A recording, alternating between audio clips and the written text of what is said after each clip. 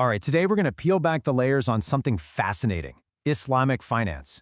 We're talking about ancient ethical principles, like 1400 years old, that are the actual blueprint for a multi-trillion-dollar modern industry. We're going to see how this ancient wisdom about debt, about trade, about mercy, directly shapes things like your bank account or a home loan for millions of people today. So let's dive in. But to really get to the heart of this whole system, we've got to start with a really serious question. I mean, think about it for a second. In Islam, becoming a martyr is seen as one of the highest spiritual achievements you can get. So what on earth could be a sin so great that even that ultimate sacrifice can't wipe the slate clean? What could it be? And the answer, which comes directly from the Prophet Muhammad, peace be upon him, is just, wow, it's unpaid debt. Yeah, a financial obligation you have to another person carries so much spiritual weight that it can literally hold someone back from paradise, even a martyr. This one idea, this right here, sets the stage for everything else we're about to unpack. Okay, so to really see how this all works in practice, we need to go back to the source. Let's look at some of the everyday deals and interactions that actually built this entire ethical foundation. So, let's kick things off with a story. Imagine this. A man passes away. He leaves behind his young kids and their inheritance. About 300 dinars, that was the currency they used back then. Now his brother is left to care for them. And naturally, the brother's first thought is, okay, I'll use this money to take care of the children. I mean, it seems like the obvious right thing to do, right, doesn't it? But then the Prophet gives him this pretty shocking instruction. He says, before you spend a single one of those dinars on the children, you have to settle their father's debts. Why? Because as he puts it, the man's very soul is imprisoned by that debt. This just drives home the point that our financial obligations aren't just business deals here on earth. They have real spiritual consequences that follow us even after we're gone. Okay, so let's shift gears a little. We've talked about the seriousness of debt, but now let's look at a simple, everyday business deal. Picture two merchants. They're in the busy marketplace in Mecca, and they're selling trousers they've imported. And who walks up to buy a pair? The Prophet himself. So, they agree on a price.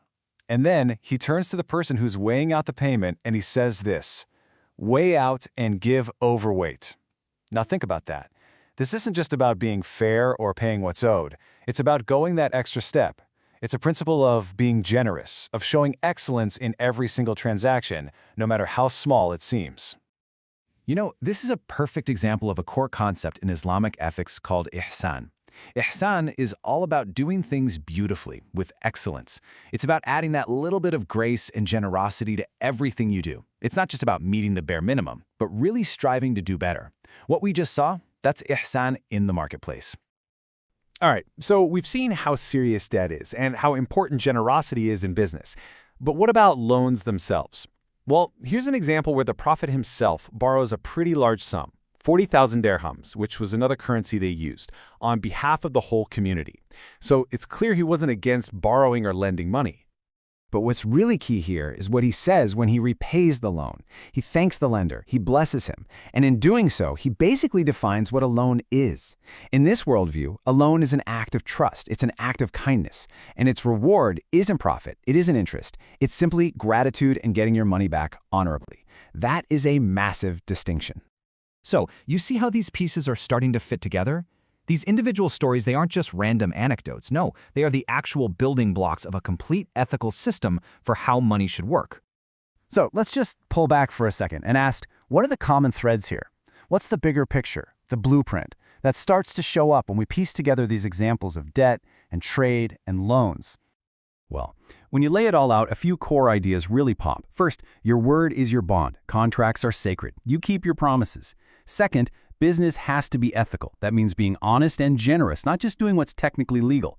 Third, loans are seen as trusts, not as money-making tools. Then there's this powerful idea of mercy. If someone's struggling to pay you back, giving them more time is considered an act of charity in itself. And tying it all together is that big theme we started with. Debt is spiritually serious. It's so serious because it deals with the rights of other people. And those rights are something that even your personal acts of worship can't just wipe away. Okay, so here's the million-dollar question, right? How do these ancient principles from way back over 1,400 years ago actually translate into a modern global financial system? Well, the connection is surprisingly direct. Let's draw the first, most important line.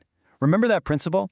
That a loan is an act of kindness and the only reward is getting your money back with a thank you?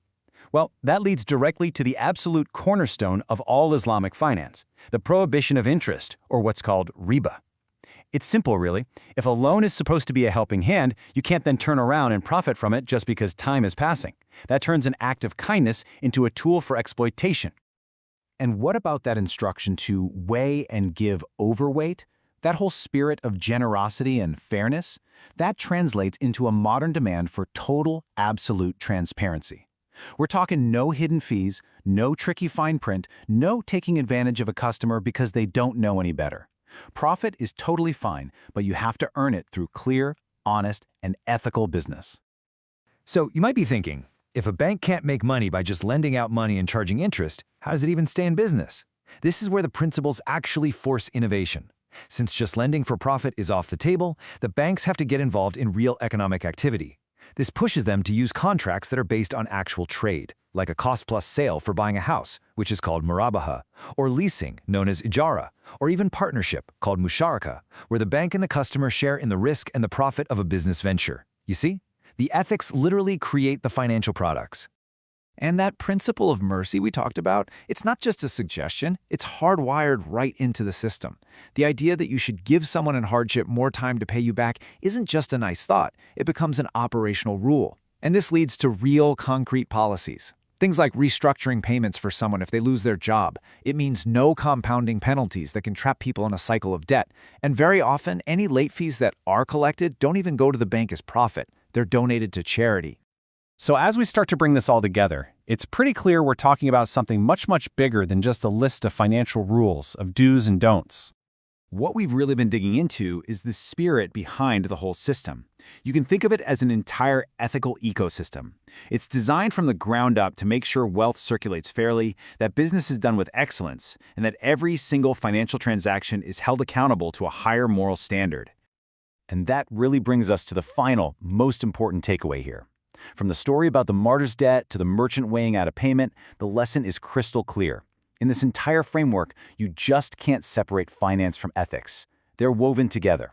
It's a system that sees every transaction, every deal, not just as numbers on a spreadsheet, but as a direct reflection of your character and your values. So in the end, money isn't just math, it's a morality in motion.